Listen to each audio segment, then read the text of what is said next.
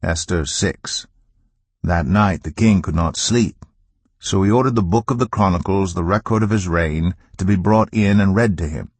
It was found recorded there that Mordecai had exposed Bigthana and Teresh, two of the king's officers who guarded the doorway, who had conspired to assassinate King Xerxes.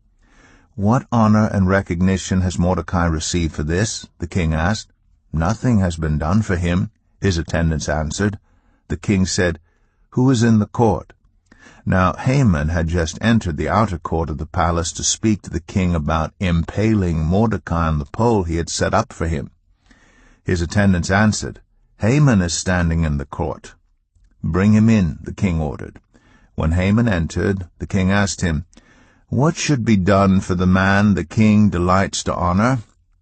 Now Haman thought to himself, "Who is there that the king would rather honor than me?"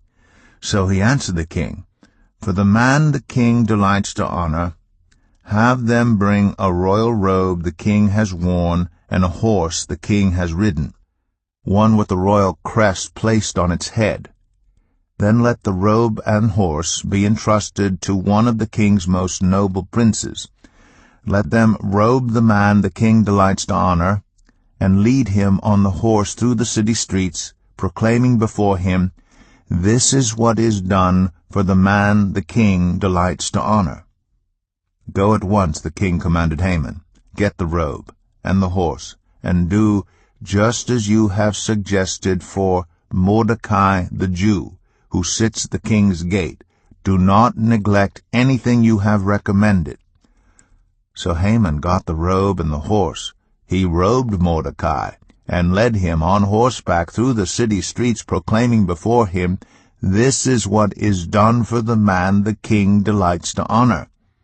Afterward Mordecai returned to the king's gate, but Haman rushed home with his head covered in grief and told Zeresh his wife and all his friends everything that had happened to him. His advisers and his wife Zeresh said to him, "Since Mordecai, before whom your downfall has started, is of Jewish origin, you cannot stand against him. You will surely come to ruin."